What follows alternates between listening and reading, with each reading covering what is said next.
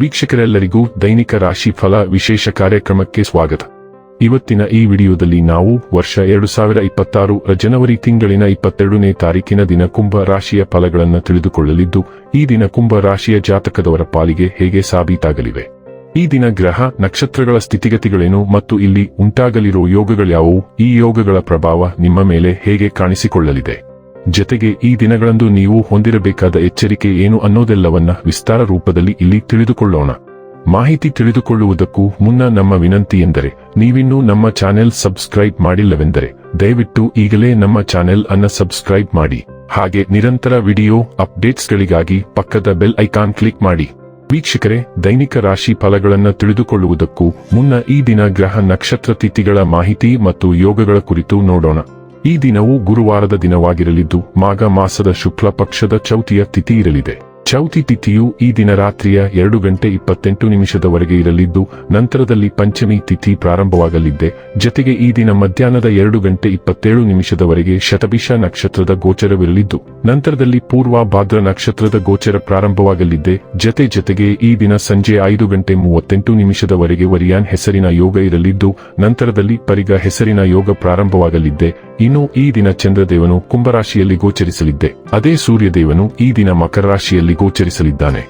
ಇನ್ನು ಈ ದಿನದಂದು ಅಭಿಜಿತ್ ಮುಹೂರ್ತ ಮಧ್ಯಾಹ್ನದ 12:12 ಇಂದ ಮಧ್ಯಾಹ್ನದ 12:54 ಇರಲಿದೆ.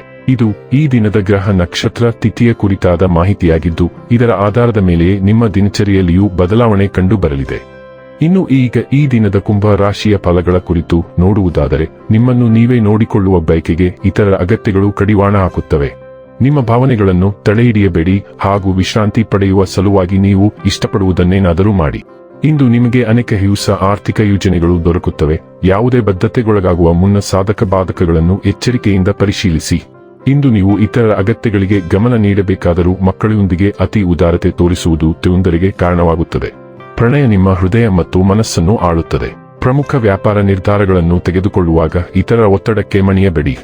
ನೀವು ನಿಮ್ಮ ಮನೆಯಿಂದ ಹೊರಗಡೆ ವಾಸಿಸಿ ಅಧ್ಯಯನ ಅಥವಾ ಉದ್ಯೋಗ ಮಾಡುತ್ತಿದ್ದರೆ, ಇಂದು ನೀವು ಉಚಿತ ಸಮಯದಲ್ಲಿ ನಿಮ್ಮ ಕುಟುಂಬದವರೊಂದಿಗೆ ಮಾತನಾಡಬಹುದು.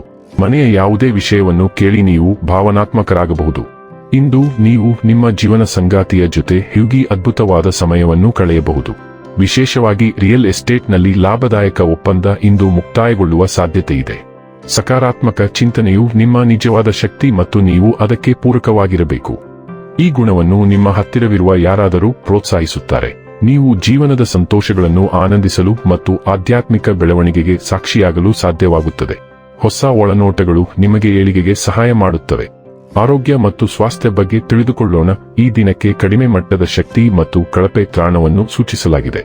ಇತ್ತೀಚೆಗೆ ನಿಮ್ಮ ಆರೋಗ್ಯದ ಮೇಲೆ ನೀವು ಹಾಕುತ್ತಿರುವ ಬೇಡಿಕೆಗಳನ್ನು ಪರಿಗಣಿಸಿದರೆ ಇದು ಅಚ್ಚರಿಯೇನಲ್ಲ. ನೀವು ಉತ್ಪಾದಕರಾಗಿ ಮುಂದುವರಿಯಲು ಬಯಸಿದರೆ ಸ್ವಲ್ಪ ಅಗತ್ಯವಾದ ಮುದ್ದು ಮತ್ತು ವಿಶ್ರಾಂತಿ ಪಡೆಯಿರಿ.